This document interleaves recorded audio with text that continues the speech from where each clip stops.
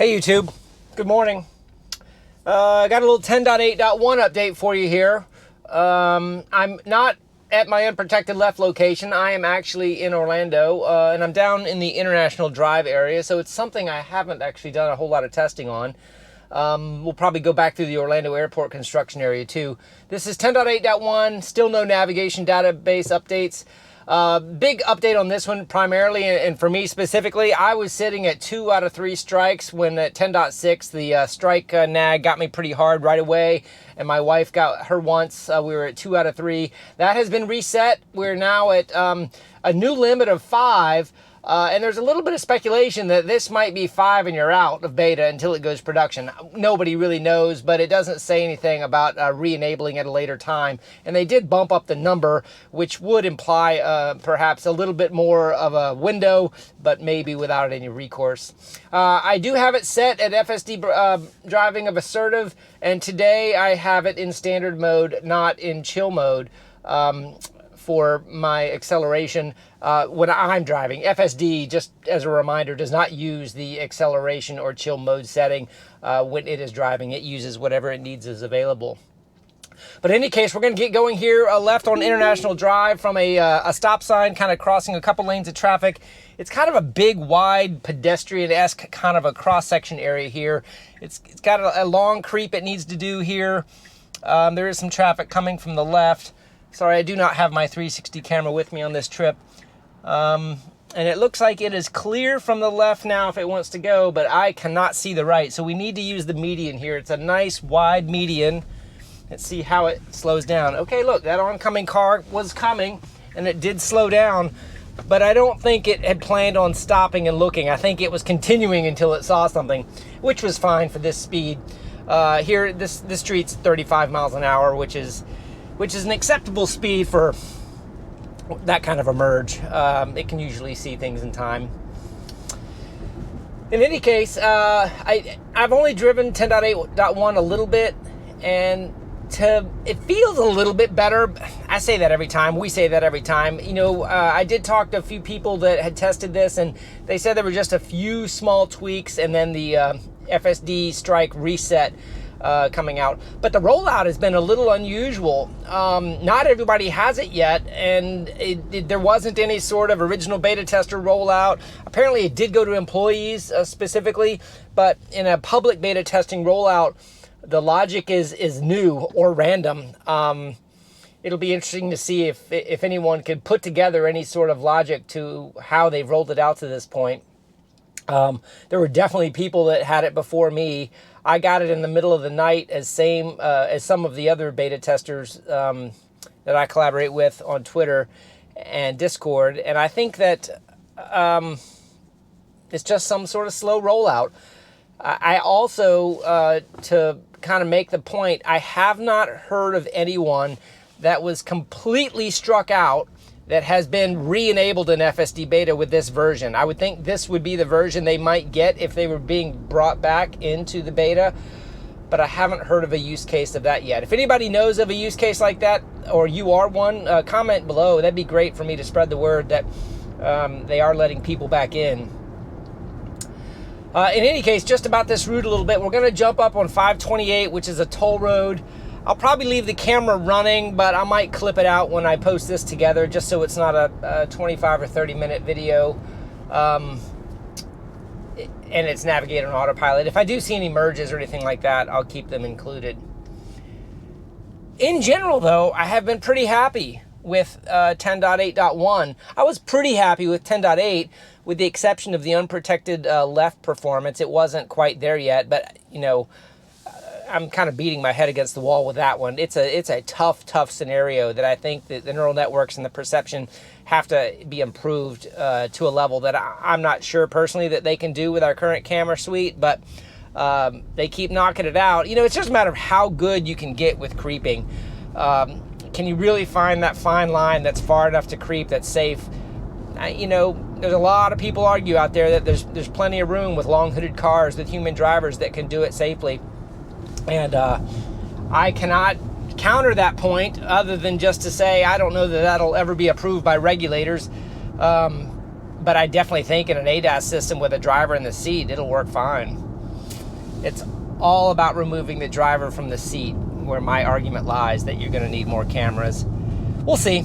Time will tell. I enjoy watching it evolve either way. Okay, so we are kind of coming up at I won't call it complex, going underneath an underpass, joining an intersection, and then up, and there will be a merge here, and I know there has been a little bit of work in some of the release notes with merge behavior, so maybe we'll see what we get there. In any case, I do have some requests to do unprotected lefts on this 10.8.1 build. I'm not sure. Maybe I will. We'll see after I'm done traveling if I have time to do that. There's a lot of people running FSDBeta now, and there's probably a lot of people putting out content. I'm not sure if my content adds a whole lot of value if I don't get it out quickly, if I'm just piling on top of all the other content out there. But either way, if you guys really want me to do it, just chime in the comments below. Okay, it was green, it just turned yellow, so it looks like he ran a yellow light, perfectly legal, made it underneath, but the car decided to stop. That was good. So while we're sitting here, this is one of those use cases that my wife and I have been talking about, where when the blinker is on, this camera really doesn't help me much.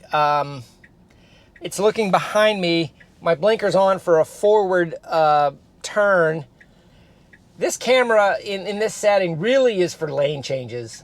I wonder if there's a way they could, through heuristics, determine whether or not it's appropriate to show this screen. There's a lot of times it's just not appropriate, and it feels like it's about 40% appropriate, 60% inappropriate. Obviously, it depends on the type of driving you're doing. If you're on highway mode, maybe doing a long road trip, it's appropriate 90% of the time.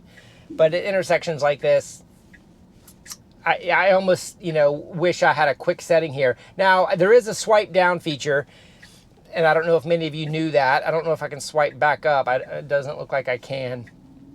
I can turn the blinker off probably, and then turn the blinker back on, and it'll come up. So oh, the blinker went off. Interesting. So now, here we are in crazy blinker mode. All right, so we got a green arrow. Hopefully it'll follow this line. I do have a truck right next to me. There's probably a merge coming up here. I'm not super familiar. Okay, we have room beside us if it wants to change lanes. And there's the sign. It's merging from the right, so I'm actually in the correct lane.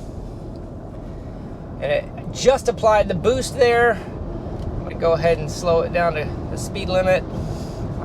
I typically ride with an override here in Florida, so I'm going with the flow of traffic. All right, and there is not going to be any traffic to interfere with on this merge, so let's just comment. There's the blinker, there's the light, and it's clear, and now we're in Navigator and Autopilot. All right, this is a pretty straight shot. I'm probably just going to clip out the next piece of video.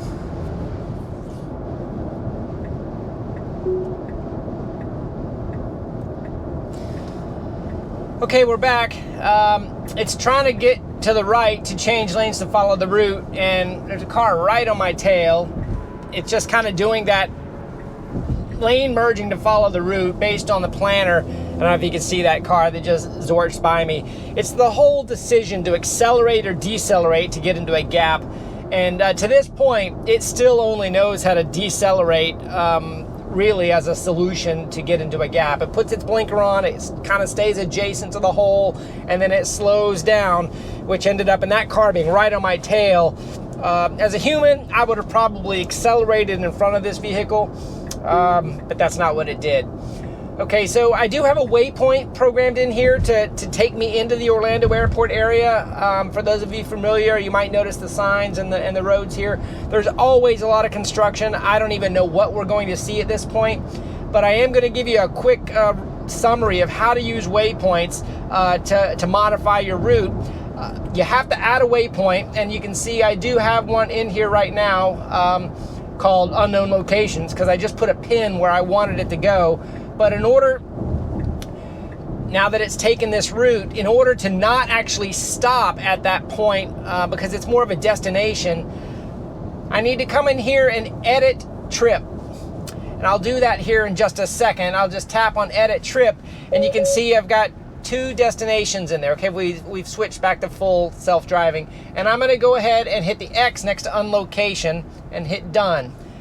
Now it should reroute, and it has in the destination that we're going.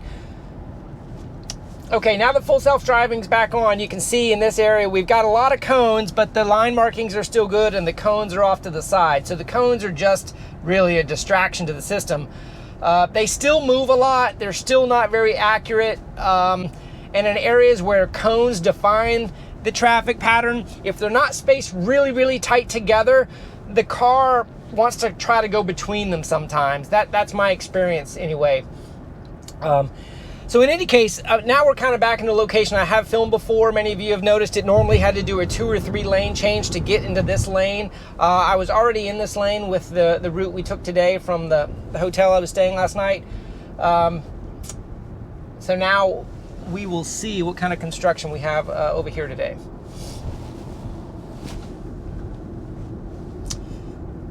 As a point though, on that section, I think I'll probably end up clipping it out because it was absolutely nothing to talk about. I did not have to disengage or really manipulate any of the lane changing on 528 while navigating autopilot. So I actually have not disengaged yet. All right, we've got a nice scenario where it needs to creep. I've got a right on red scenario. It is wide open if it wants to go. So this is a scenario where as a human I would have already gone. It was being cautious, it creeped out, and it did a nice job there. That was great. I got a truck stopped on the side of the road. It's well marked off. There's no blinkers or anything on it. He's just parked there. Didn't really react. Now go from 1 lane to 2, and it chose the left lane. Looks like maybe all this construction is actually cleared up now. This is a scenario where I'm going 4 miles over the speed limit, and it is crazy slow. All right, this intersection has all been finished now. If you remember a few times ago, it dove into that left intersection there. All right, I'm gonna just bump it up a little bit. I've got somebody right behind me. Cones are marked over there. This is all a brand new road. So this does not end up being a construction video more than just an FSD 10.8.1 video. A little bit of a phantom brake there as we came over that hill. That was interesting. Cones on the other side of the road showing up very, very well. Yeah, this has been repainted with some nice markings. I would just call this an easy peasy drive. Now, this is what FSDBeta is built for. No traffic, well marked roads, very little interaction, you know, and it did good so far on the couple turns it had.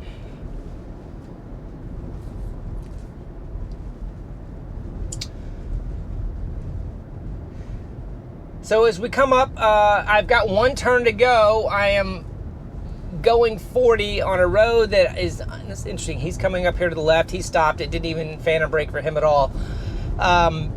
Sometimes these roads with no markings, I've heard some complaints that this posted speed limit is not always accurate based on map data.